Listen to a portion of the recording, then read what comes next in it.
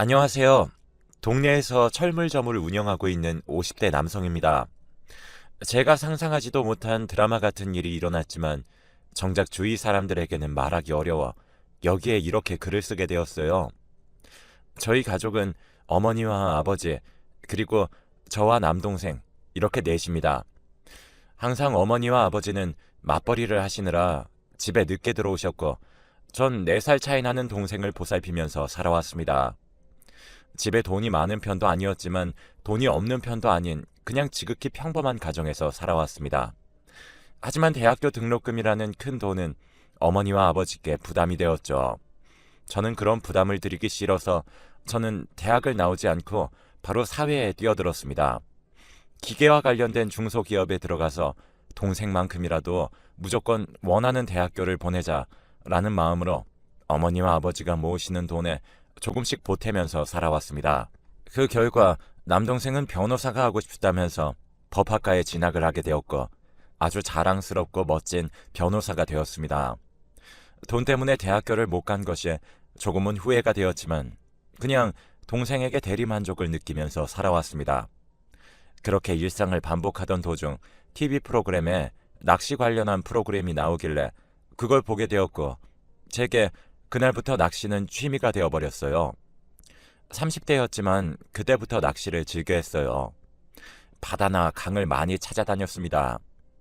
낮에는 워낙 사람이 많다 보니 쉬는 날 새벽에 바다로 향했죠. 사람이 없을 줄 알았지만 저와 비슷하게 생각하는 사람들도 몇몇 있었습니다. 도착한 바다에는 저랑 나이가 비슷해 보이는 남자 한 명과 제 자리에서 왼쪽으로 조금 떨어져 낚시하고 있는 여자가 있었습니다. 그렇게 한두 시간을 물고기의 입질을 기대하면서 낚시를 계속하고 있던 중에 왼쪽에 있던 여자가 물고기를 잡았습니다. 그런데 물고기가 내는 힘에 비해 그 여성분이 휘청거리고 있더라고요. 당장 도와주지 않으면 바다로 빠질 것 같다는 생각이 들었고 위험을 감지한 저는 그냥 차라리 도와주지 않고 후회하지 말고 도와주고 욕을 먹겠다는 생각으로 그 여성분을 도와줬고 말 그대로 정말 월척을 건져냈습니다. 도와주셔서 정말 감사해요. 안 그래도 사람이 없어서 큰일 나면 어떡하나 했는데 감사합니다. 혹시 다음 주에도 나오시면 저랑 같이 제 낚시용품 매장 가서 물건들 좀 보실래요? 뭐 필요한 거 있으시면 제가 드릴게요. 알고 보니 그 여성분은 낚시용품 매장의 사장이었습니다. 낚시하는 여자를 보기가 굉장히 드문데 되게 신기한 일이라고 생각했죠. 그 일을 기점으로 여성분과 인연이 닿았고 결혼을 해서 아내가 되었습니다.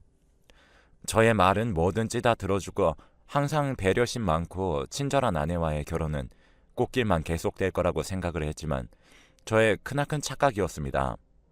결혼을 하기 전에 서로의 가족들이 모여서 상견례를 하는 자리에서 별로 수줍음이 없던 아내가 제 동생 앞에서 이상하게 수줍어하는 것을 보고 그냥 제 동생을 처음 봐서 낯을 가리는 거겠지라고 생각했어요.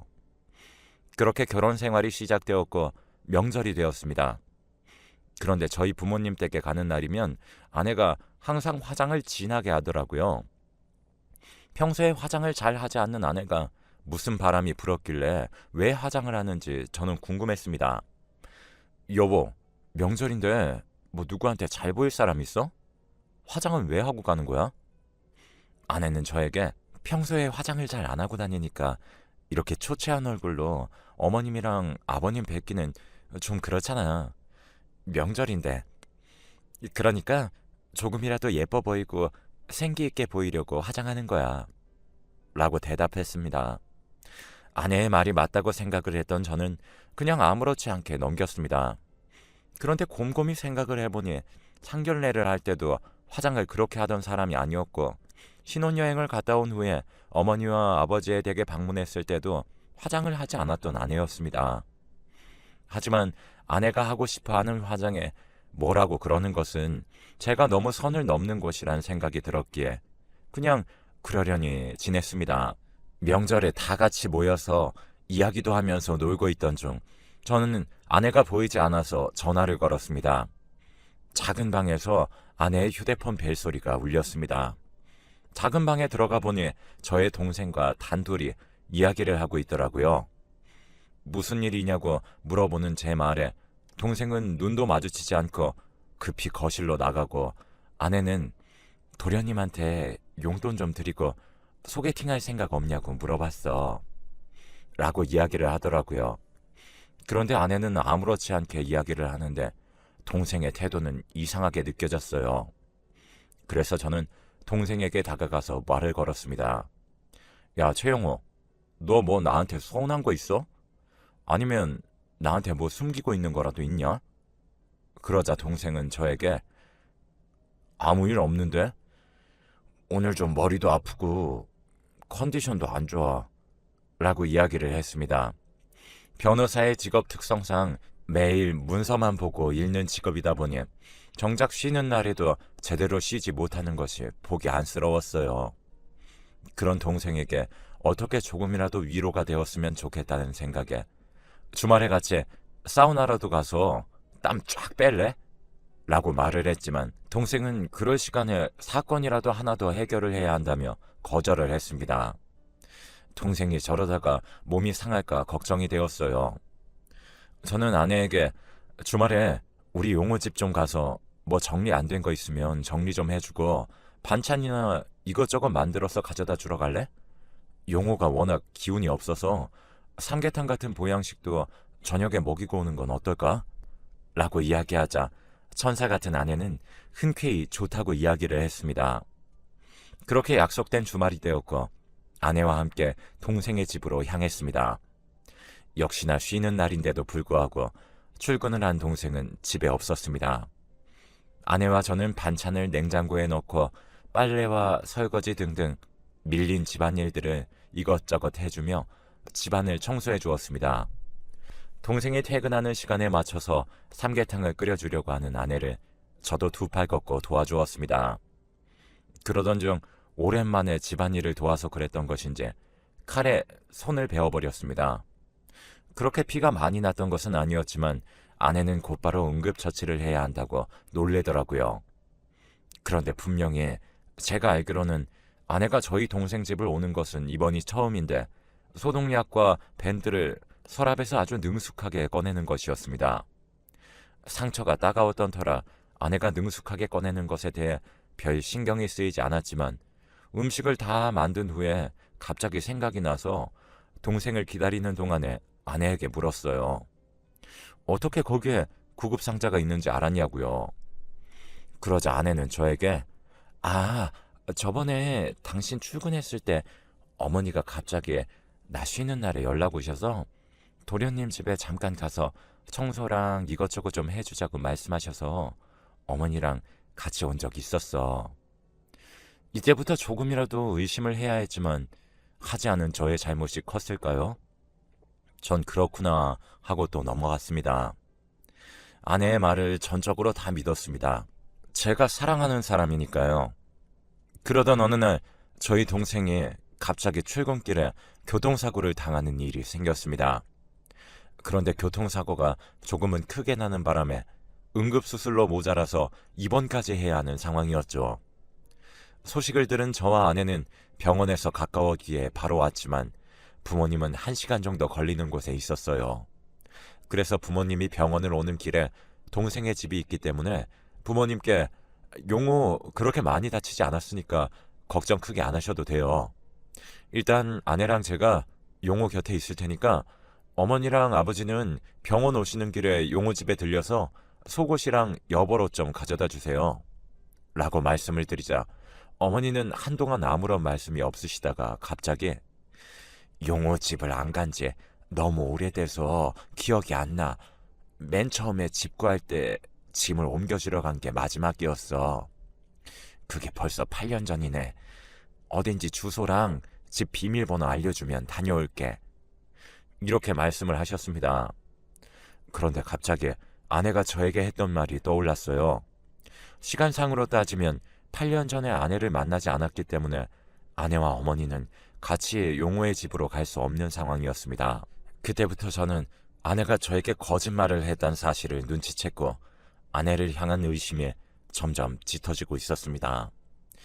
동생의 형이자 남편인 저에게까지 거짓말을 치면서까지 도련님을 만날 이유가 뭐가 있나 궁금했지만 오히려 알게 되면 상처를 받을까봐 걱정이 앞섰던 저는 그냥 아내가 다음부터 거짓말을 안 하겠지 하며 아니란 생각으로 쭉 지내왔습니다.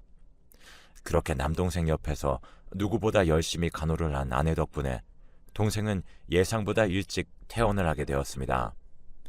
그렇게 또 일상을 보내던 도중에 어머니와 아버지와 같이 여행을 가자고 제안을 했습니다. 아내도 같이 가면 좋을 것 같아서 아내에게 이야기를 했더니 내가 운영하는 용품장 운영 안 하면 할 사람이 없어. 알바생한테 맡기자니 알바생 쓸 돈도 없거든. 나는 괜찮으니까 어머님이랑 아버님이랑 조심히 다녀와. 낚시는 좋아하지만 여행은 그닥 좋아하지 않던 아내의 대답이 조금은 실망스러웠지만 아내의 말이 사실이기 때문에 그냥 아쉬운 대로 부모님과 같이 셋이서 여행을 갔습니다. 낚시를 하기 위해서 바다 쪽으로 숙소를 잡았고 여행을 가서도 낚시를 하며 좋은 시간을 보냈습니다. 예정대로 3박 4일 동안 여행을 다녀오려고 했었는데 어머니가 새로운 환경에 조금 불편해하셨고 얼른 집으로 가길 원하셨습니다. 일기예보를 보니 비도 계속 온다길래 차라리 그냥 집으로 가서 남은 돈으로 맛있는 걸 사 먹거나 돈을 더 모아서 또 여행을 가자는 생각으로 하룻밤만 자고 여행을 마쳤습니다. 어머니와 아버지를 집에 데려다 드리고 오랜만에 아내와 분위기를 좀 잡아보겠다고 와인과 케이크를 사서 집에 들어갔습니다. 원래 같으면 현관에 나와서 저를 반겨야 되는 아내가 집에 없는 모양이었던지 되게 조용했습니다. 그런데 안방문을 열고 저는 드라마에서만 보던 일을 겪었습니다. 제 눈앞에 펼쳐진 광경이 믿기지가 않았어요. 남동생과 아내가 있었어요. 그 모습을 보자마자 누군가가 오한마로 저의 머리를 내려 찍은 듯한 느낌이 들었습니다. 보자마자 제가 지금까지 한 아내에 대한 궁금증과 의심 모두가 해결이 되었죠. 바로 남동생을 좋아해서 한 행동이라는 것이었던 거죠. 동생은 저에게 나중에 연락을 한다는 말만 남기고 황급히 집을 나갔습니다. 그렇게 아내와 둘만 남게 되었어요. 싹싹 빌지는 못할 망정 저에게 왜 벌써 왔어? 라는 말을 하더라고요. 아내의 그 말이 제게는 꼭 조금만 더 있다가 오지 라는 말처럼 들렸어요. 저는 아내의 말에 대답을 해주고 싶지 않았습니다. 지금 그게 중요해? 상황 설명부터 해야 되는 거 아니야? 너는 외동이라서 잃을 가족도 없겠지만 지금 난 너도 잃고 가족도 잃게 생겼잖아. 어떻게 된 일인지 솔직하게 토시 하나 틀리지 말고 다 이야기해. 저의 말을 들은 아내는 아무런 일도 없었다는 듯이 침착하게 식탁에 앉아서는 저에게 말을 했습니다. 당신이 생각하는 그런 거 아니야. 도련님이 너무 변호사 일이 힘들다고 나한테 술 좀 같이 먹어달라고 연락이 왔었어. 그래서 나도 맨 처음에는 당신 동생이니까 친하게 지내면 좋다고 생각을 해서 따로 만났지. 그런데 시간이 지나면 지날수록 도련님한테 의지를 하게 되는 거야. 솔직히 당신이랑 나랑 요 근래 제대로 마주보고 앉아서 밥 먹은 적 없잖아. 나도 여자고 나도 예쁨 받고 싶었어. 당신은 하나도 눈치 못 채고 그 부족함을 도련님이 채워줬어. 그래서 나도 모르게 마음이 갔던 거고, 그리고 오늘 내가 집으로 부른 이유는 당신이 알기 전에 끝내려고 그랬는데 지금 상황이 이렇게 되어버린 거야. 진짜로 도련님이랑 끝내려고 만난 거였으니까 도련님에게 뭐라고 그러지 마. 내가 잘못했어. 미안해. 지금 이 상황에서 손이 발이 되도록 빌면서 미안하다고 해도 모자랄 판에 제 동생 편을 들고 있는 아내가 정말 미웠어요. 사람의 마음을 어떻게 할 수 없다는 것을 충분히 알기 때문에 아내를 이해해 보려고 정말 노력했죠. 하지만 너무 미친 듯이 화가 났습니다. 전 양쪽 이야기 전부를 들어봐야 되겠다 싶었고, 저는 집에서 황급히 나갔던 동생에게 전화를 걸어 지금 당장 우리 집으로 돌아오라고 이야기를 했어요. 동생은 당연히 거절했습니다.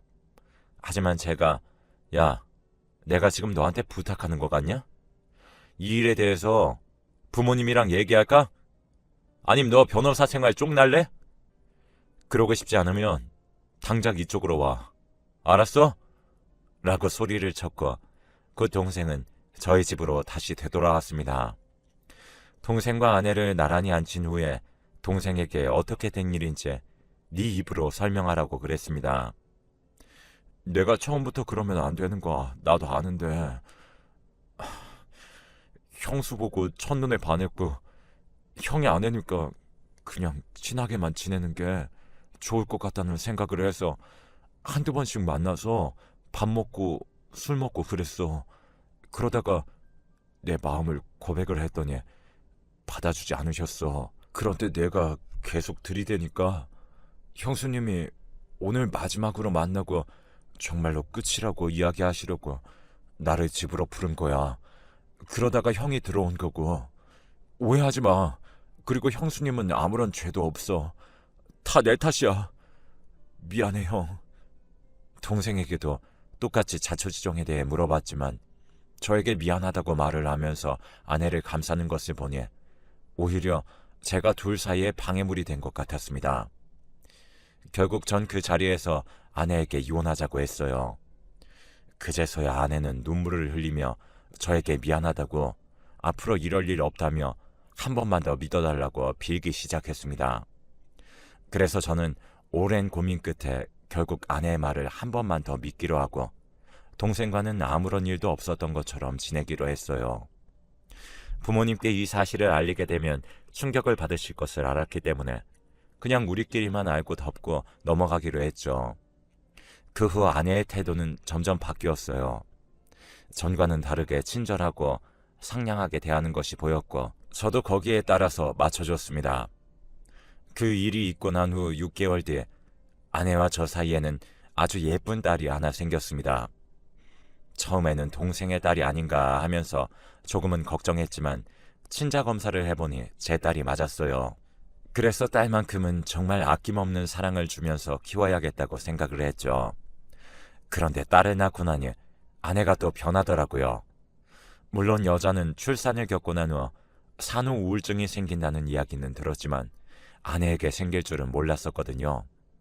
그런데 아내에게 우울증이 있다고 느낀 지 별로 되지도 않아서 우울증이 완치된 것 같다는 느낌이 들었습니다. 도대체 어떤 변화가 생겼길래 그러지? 라는 생각이 절로 들었어요. 아내가 씻으러 간 사이에 혹시 하는 생각에 휴대폰을 몰래 봤습니다. 사실 친동생과 사랑하는 여자 사이에서 그런 일이 있었는데 아무리 덮고 지나간다고 하더라도 그 전부를 모두 다 잊고 산다는 것은 거짓말이겠죠. 아내의 휴대폰을 봤더니 아니나 다를까 설마 했었는데 제 동생과 대화를 주고받으며 애정 섞인 표현까지 섞여 있었습니다. 저는 그렇게 또 그들에게 속았고 아내가 씻고 나오자 아내에게 저는 화를 냈어요. 당신 돌았어? 당신이 내 동생이랑 그딴 짓을 했어도 내가 당신을 너무 사랑해서 미안하다는 당신 태도를 내가 마지막으로 믿고 넘어갔어. 그건 알아? 아무리 당신이랑 동생이 내게 머리 숙여 사과해도 그날 내가 봤던 장면이 정말 잊혀졌을 거라고 생각해? 나 이렇게는 못 살아. 계속 의심만 커져가는 나도 싫고 그리고 남편 동생과 붙어먹는 너도 이제 지긋지긋해. 당신이 내 동생이랑 어떤 짓거리를 하고 있는지 다 알고 있으니까 이혼해. 딸은 내가 키울 거고 당신에게 줄 위자료는 단 한 푼도 없어. 내가 모든 걸 걸고 넘어져서 이혼 소송을 걸까? 아니면 네가 맨몸으로 이 집에서 나갈래? 아내는 제 말에 당황을 한 것이 정말 티가 났어요. 그런데 오히려 아내는 제게 아니 갑자기 씻고 나왔는데 이혼을 하자니 무슨 소리야? 그리고 내 휴대폰은 대체 왜 본 거야? 당신이 딸을 혼자서 잘 키울 수 있을 거라고 생각해? 라며 오리발을 내밀더라고요. 저는 당신 이거 하나만 제대로 기억해.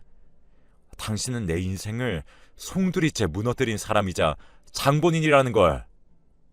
제발 아무리 사람 마음대로 되지 않는 것이 있다고 한들 사람은 이성적인 동물이야.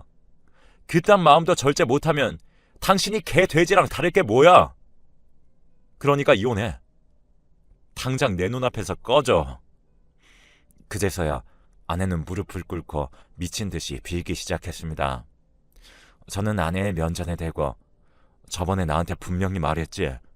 2번 다시 이런 일 없게 하겠다고. 근데 진짜 당신 뭐야? 왜 그런 거냐고. 내가 아무렇지 않게 넘어가 주니 우스웠어? 내가 몇 번이나 계속 당할 줄 알았나 봐. 당신 같은 사람을 엄마로 둘 내 딸을 위해서라도 조용히 이혼하자. 양육비랑 위자료 다 준비해놔. 라고 매몰차게 말하고 집을 박차고 집을 나와 부모님 댁으로 향했어요. 전 부모님께 지금까지 일어난 모든 일들을 말했고 부모님은 주저앉아 우셨습니다. 저는 동생에게도 전화를 걸어 내 젊음을 포기하고 네 뒷바라지한 대가가 고작 이거냐? 너랑 나랑은 이제 앞으로 볼 일 없었으면 좋겠다. 너 인생 그렇게 살지 마. 내가 너 하나 위해서 얼마나 많은 것들을 포기하고 희생했는데 고작 이것뿐인 게 기가 찬다. 눈앞에 나타나면 반 죽여버릴 거니까 내 눈에 띄지도 마. 라고 화를 냈습니다. 그 이후 저는 아내와 이혼을 했고 동생과 인연을 끊었습니다. 제 딸은 아주 예쁘고 바르게 자라 지금은 학교에서 장학금을 받으면서 제 자랑이 되어 주었어요. 제게 일어난 일을 바탕으로 여러분들께 꼭 하고 싶은 말이 있습니다. 사람을 고쳐 쓰려고 하지 마세요. 정말 사람은 고쳐서 쓰는 것이 아니고 한 번 실수를 저지른 사람은 2번째부터는 실수가 아닌 고의라는 것을 아셨으면 좋겠습니다. 그리고 상처받는 것을 두려워하셔서 숨으려고만 하지 않았으면 좋겠습니다. 여러분들도 충분히 사랑받고 행복할 자격이 있으니까요. 저의 긴 글을 시간 내서 읽어주셔서 감사합니다. 여러분들도 항상 좋은 일들만